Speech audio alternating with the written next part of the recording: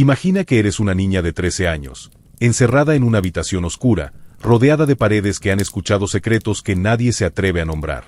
La luz de las velas parpadea, y el silencio se rompe solo por susurros de traición y miedo.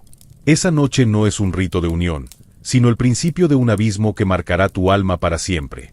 Lo que descubrirás no es solo historia, es el horror detrás del poder absoluto. Si es la primera vez que llegas a Sombras del Medievo, te doy la bienvenida a este espacio donde las sombras revelan lo que la historia quiso ocultar. Cuéntame, ¿desde qué lugar del mundo me escuchas? Siempre me impresiona imaginar todas las almas que en este mismo momento comparten esta noche conmigo. Siéntate, relájate y déjate envolver por estas historias. Y antes de seguir no olvides dejar un buen like y suscribirte. Así cada vez que vengas, este viaje se vuelve más profundo y oscuro.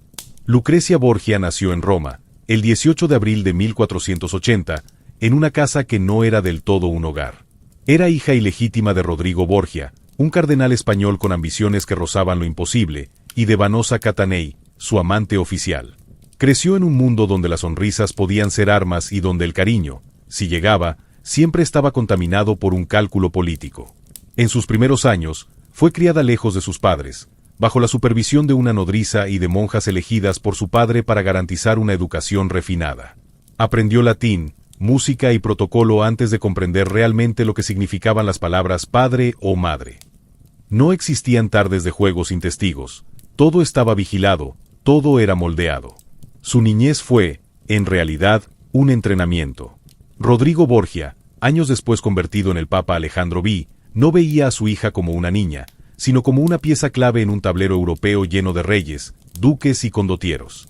Cada gesto de afecto estaba impregnado de estrategia. La herida fundacional de Lucrecia empezó ahí, no ser nunca simplemente amada, sino utilizada. Las cartas de su infancia, conservadas en archivos privados de Ferrara, muestran una niña que escribía con pulcritud perfecta, pero con frases cortas, sin adornos. Era el lenguaje de alguien que ya sabía que cada palabra podía ser leída por ojos ajenos. No existía espacio para la espontaneidad. Incluso antes de cumplir los 10 años, su vida estaba marcada por un frío cálculo: obedecer y agradar para sobrevivir. En 1492, Rodrigo ascendió al papado, y con esa corona invisible sobre la cabeza de la familia, todo cambió. Lucrecia pasó a ser uno de los instrumentos más valiosos de su política. El Vaticano se convirtió en su nueva jaula: mármol blanco, tapices, coros litúrgicos y un aire impregnado de incienso, pero cada paso que daba era observado por cardenales, embajadores y criados que medían hasta el más mínimo gesto. El primer intento de matrimonio para Lucrecia llegó antes de que terminara de ser una niña. Tenía apenas 11 años cuando se negoció su enlace con un noble valenciano, pero la alianza se rompió por intereses cambiantes. Poco después, se la comprometió con un aristócrata español, y luego con un noble napolitano. En todos los casos, la decisión fue revocada antes de consumarse. Su vida afectiva ya estaba siendo tratada como un contrato que podía romperse si el beneficio político se desvanecía. Cada compromiso roto dejaba un mensaje claro: ella no tenía control sobre nada. No podía decidir su futuro, ni siquiera su presente. Su identidad no era la de una persona, sino la de una moneda de cambio con un valor que fluctuaba según la conveniencia del momento. El verdadero golpe llegó en 1493, cuando se selló la unión con Giovanni Sforza, señor de Pesaro. Tenía 27 años. Lucrecia, 13. La diferencia de edad no era un accidente. En la política del Renacimiento, un esposo mucho mayor era más manejable y más fácil de manipular desde las sombras por la familia de la esposa.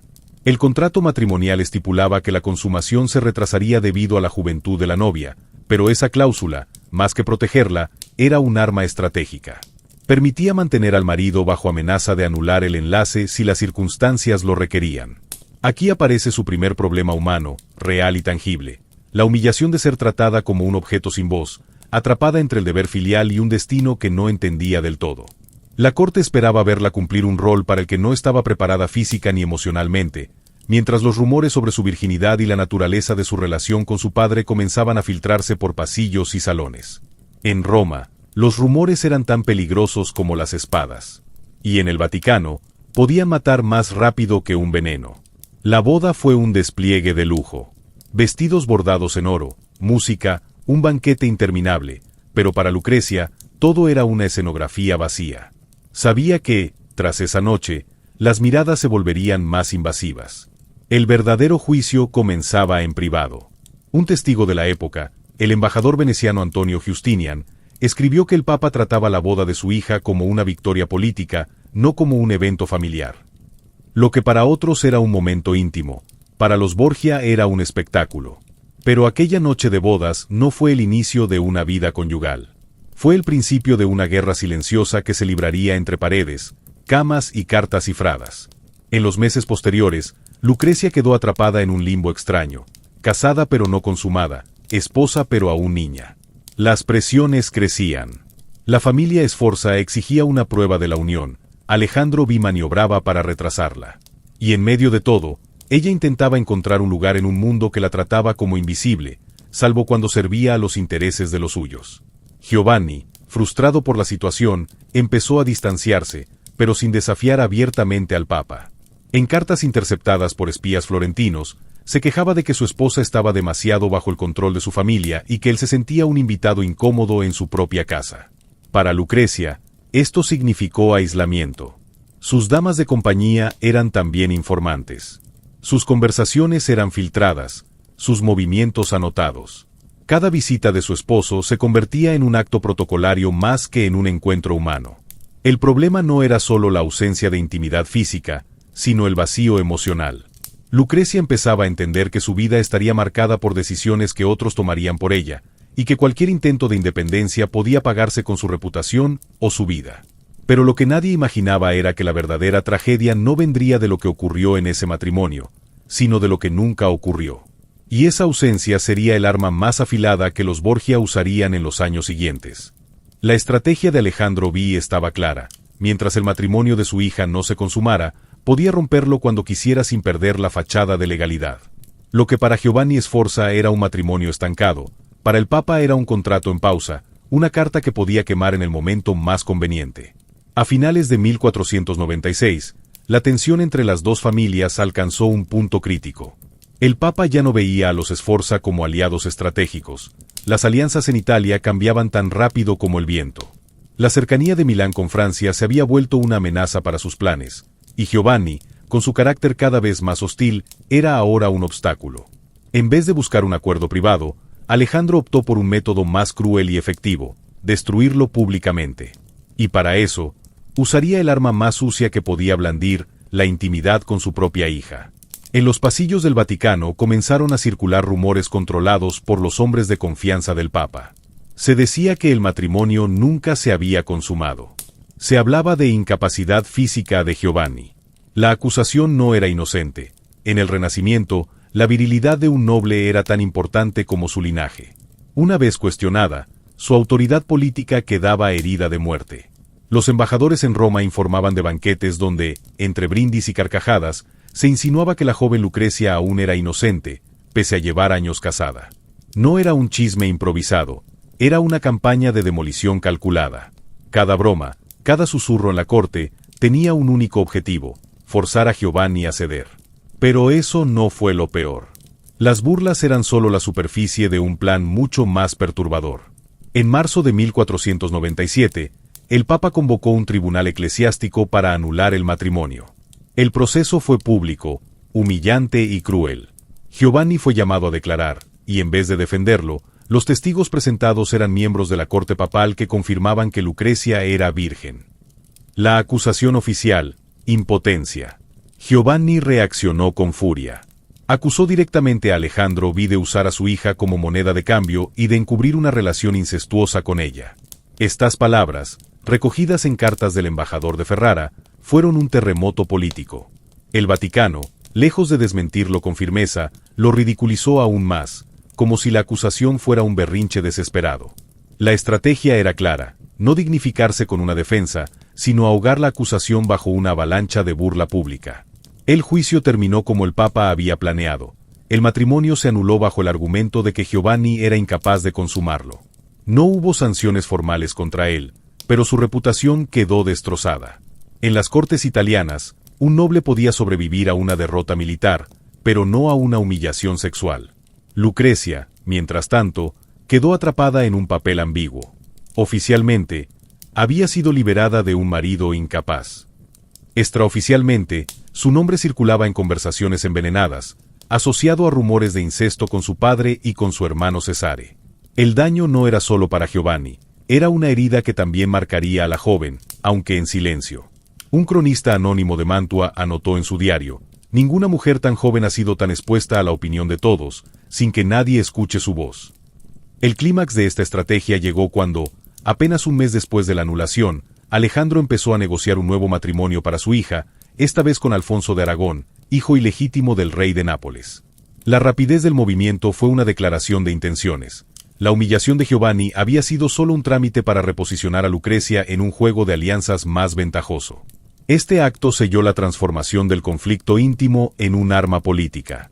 Lo que no ocurrió en la alcoba matrimonial se convirtió en un espectáculo público, donde el Papa jugaba a ser juez, verdugo y guionista de la reputación de todos los implicados. Pero la boda con Alfonso de Aragón no sería el final de su tormento. Sería, de hecho, el inicio de una cadena de tragedias que demostrarían que, para los Borgia, ni siquiera la sangre era un límite cuando el poder estaba en juego. En el Renacimiento, una anulación matrimonial no era un simple trámite eclesiástico, sino un campo minado de intereses políticos, jurídicos y teológicos. No existía el concepto de divorcio como lo entendemos hoy. Lo único que podía romper un matrimonio, sin violar la doctrina, era la declaración de que nunca había existido en sentido pleno. En otras palabras, que el vínculo fuera inválido desde el inicio.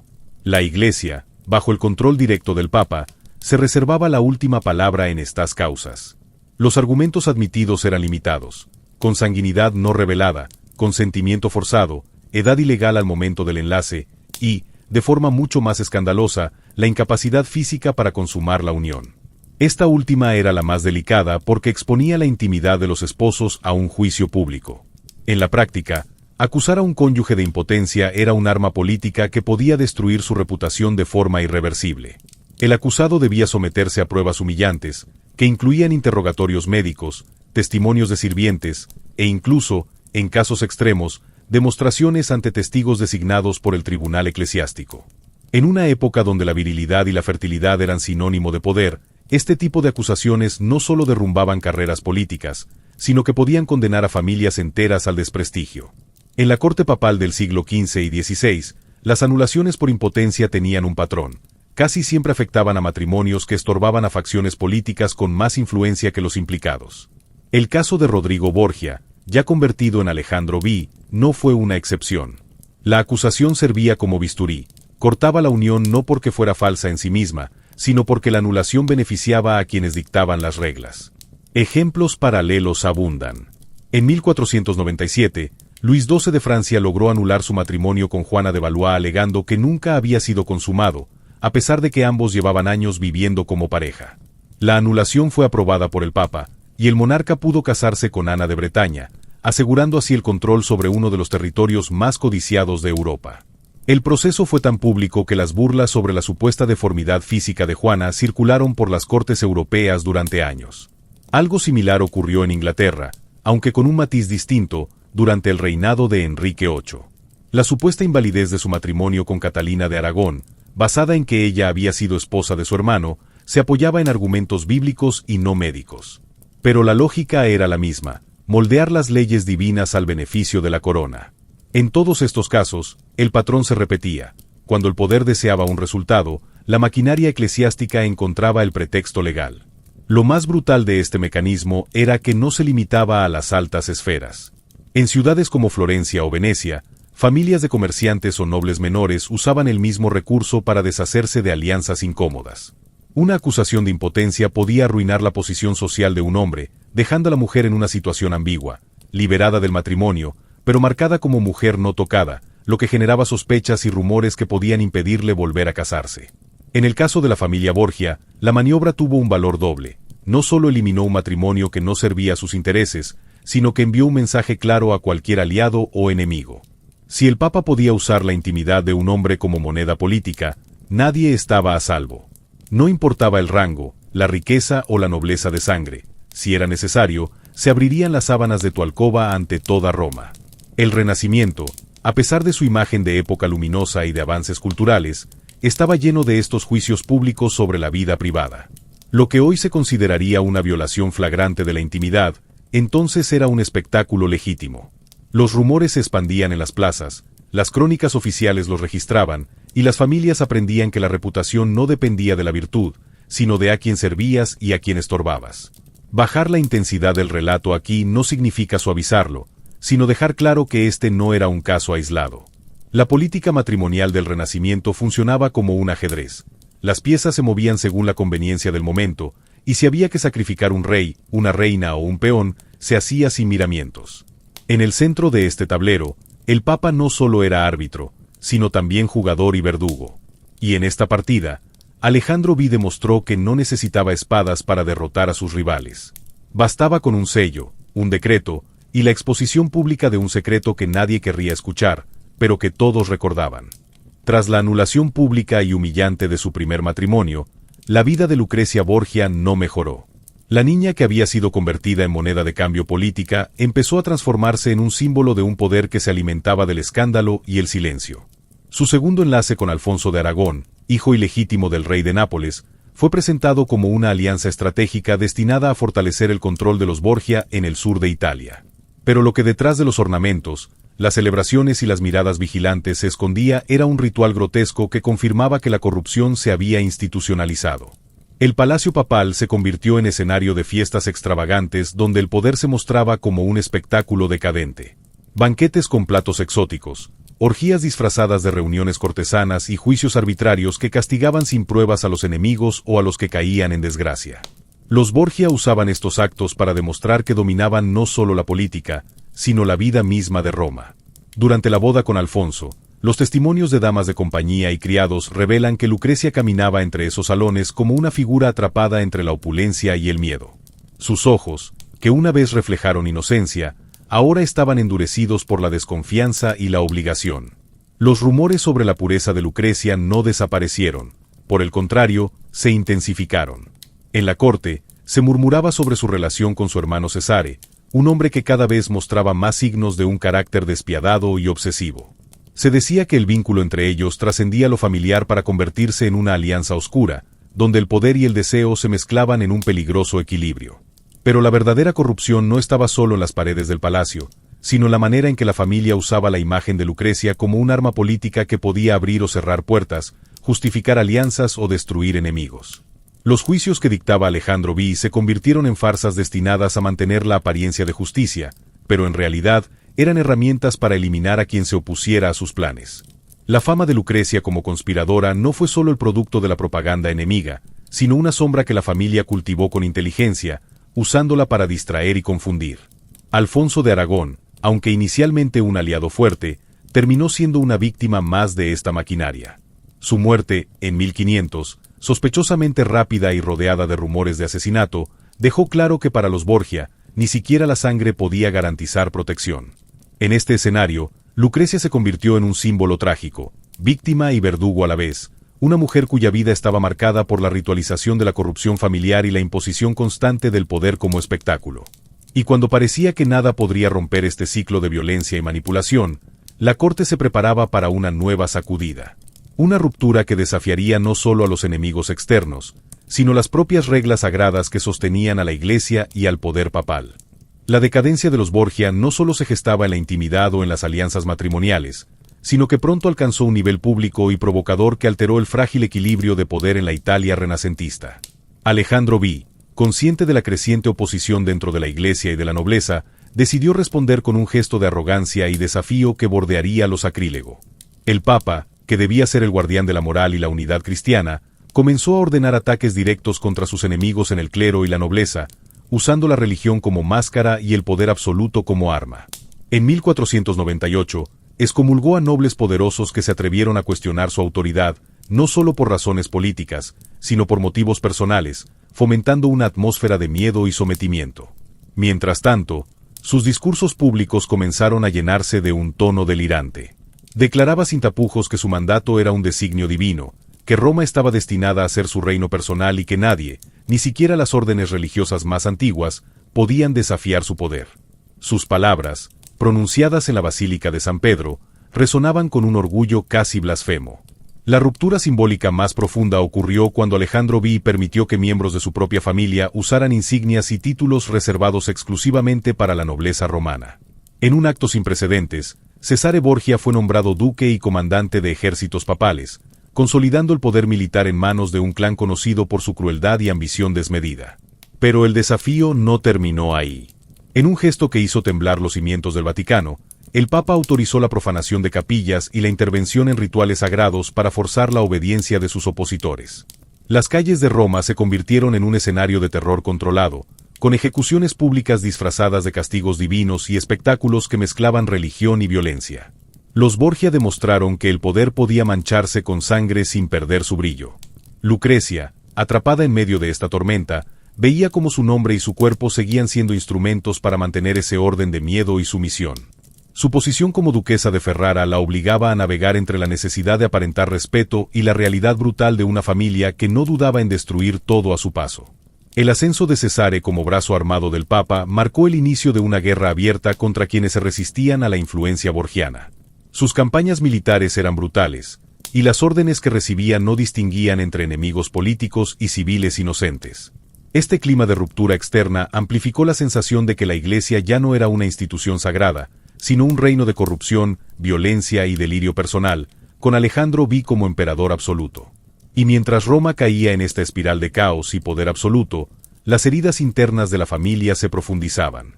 La fachada de poder comenzaba a resquebrajarse bajo el peso de secretos íntimos que amenazaban con destruirlos desde dentro. Si hubieras vivido bajo el reinado de Alejandro V, habrías visto que el poder de los Borgia no era solo una cuestión pública, sino un juego oscuro que se desarrollaba en habitaciones cerradas, llenas de susurros y traiciones invisibles. Lucrecia Borgia, aquella joven que a los 13 años fue empujada a una alianza vacía y dolorosa, cargaba consigo secretos que ningún lujo ni título podían ocultar. Su cuerpo, su nombre y su historia se convirtieron en moneda para alimentar rumores y justificar actos brutales. Las acusaciones de incesto entre ella, su padre y su hermano Cesare no eran solo chismes malintencionados, sino ecos de una verdad que asfixiaba. Documentos confidenciales y testimonios de cortesanos revelan cómo estas relaciones prohibidas no solo eran toleradas, sino en ciertos casos, promovidas para consolidar el dominio familiar. Las noches en las que Lucrecia desaparecía de la vista pública eran el escenario de pactos oscuros y lealtades cambiantes. Cesare, en su papel de protector y verdugo, mantenía un control férreo sobre su hermana, mientras su obsesión por el poder le llevaba a cometer actos de violencia extrema contra cualquier amenaza, incluso familiar. Pero la doble vida de Lucrecia iba más allá de estos lazos ocultos. En Ferrara, donde finalmente encontró un respiro como duquesa, su vida privada estaba marcada por contradicciones profundas. Una mujer que buscaba amor y autonomía mientras era prisionera de su propia leyenda negra. Los registros muestran que, a pesar de los escándalos, Lucrecia ejerció un gobierno efectivo, fomentando las artes y la cultura, un contraste brutal con la imagen pública construida por sus enemigos. Sin embargo, su reputación no pudo escapar de la sombra de sus escándalos. Se sabe que Lucrecia sufrió episodios de depresión y aislamiento, agravados por la pérdida de sus hijos y el constante acecho de enemigos. La presión de mantener una fachada impecable la llevó a buscar consuelo en rituales y en la política de alianzas matrimoniales para sus descendientes. Su vida privada también estuvo marcada por relaciones ambiguas y secretos guardados celosamente. Hay indicios de una relación cercana con su confidente y dama de compañía, lo que sugiere una red compleja de afectos y lealtades que desafiaban las estrictas normas sociales de la época. La historia de los Borgia es también la historia de un linaje marcado por la tragedia personal. La obsesión por el poder destruyó vínculos familiares y sembró desconfianza, transformando la sangre en veneno. Y cuando todo parecía perdido, cuando la corrupción y los secretos amenazaban con hundirlos, el destino preparaba un golpe final que arrastraría a los Borgia hacia una caída tan rápida como brutal. El brillo de los Borgia comenzó a apagarse cuando el poder se volvió insostenible. Alejandro V murió en 1503, dejando un vacío que ninguna intriga pudo llenar. Sin su mano firme, la red de alianzas se deshilachó rápidamente. Lucrecia, cuya vida había sido un teatro de manipulaciones y sacrificios, se enfrentó al peso de una reputación inquebrantable y un legado oscuro. Su segundo esposo, Alfonso de Aragón, había muerto en circunstancias sospechosas, y su hermano Cesare perdió fuerza política tras la muerte del Papa. El proceso que llevó a la caída de los Borgia fue rápido y brutal. Las enemistades que Alejandro había acumulado se cobraron venganza sin piedad. Cesare fue exiliado, perdiendo todo su poder militar, y la familia fue objeto de desprecio público. Lucrecia, ahora duquesa de Ferrara, vivió sus últimos años en un exilio interior, acosada por la sombra de su linaje. La mujer que había soportado noches de terror y escándalo murió relativamente joven, en 1519, con un cuerpo enfermo y una alma quebrada. Pero la verdadera caída no fue solo política, sino personal. Lucrecia quedó marcada para siempre por la traición y la corrupción que la envolvieron desde niña, convertida en un símbolo de la tragedia que puede engendrar el poder sin límites. La leyenda negra que la rodeó, alimentada por enemigos y por la historia misma, no permitió que su verdadera historia de sobrevivencia y resistencia se revelara hasta siglos después. Y en ese silencio postrero, entre susurros y rumores, quedó la última verdad, que el poder sin escrúpulos es una prisión que termina destruyendo a quienes lo buscan desesperadamente. Lucrecia Borgia es un hombre que ha viajado a través de los siglos cargado de sombras, susurros y juicios implacables. Pero más allá del mito, su historia nos revela una verdad incómoda. El poder, cuando se busca sin límites ni escrúpulos, devora a quienes lo detentan y a quienes lo rodean. Ella no fue solo una conspiradora o una víctima. Fue una mujer atrapada en un juego de fuerzas que superaban su control, una pieza en un tablero donde la política, la ambición y la corrupción dictaban cada movimiento. Su infancia robada, su juventud marcada por alianzas forzadas y su vida adulta envuelta en escándalos son la muestra cruda de cómo el poder absoluto puede destruir la humanidad. Piénsalo un momento. ¿Qué harías si fueras una niña de 13 años obligada a entregar tu cuerpo y tu nombre para sostener una alianza política? ¿Aceptarías el sacrificio o buscarías una forma de romper las cadenas? La historia de Lucrecia también es un espejo de nuestra época. Los secretos que guardan las élites, las alianzas ocultas y la manipulación pública siguen presentes bajo diferentes formas. Quizás, detrás de cada gran figura de poder, haya abismos similares, silencios que callan verdades devastadoras.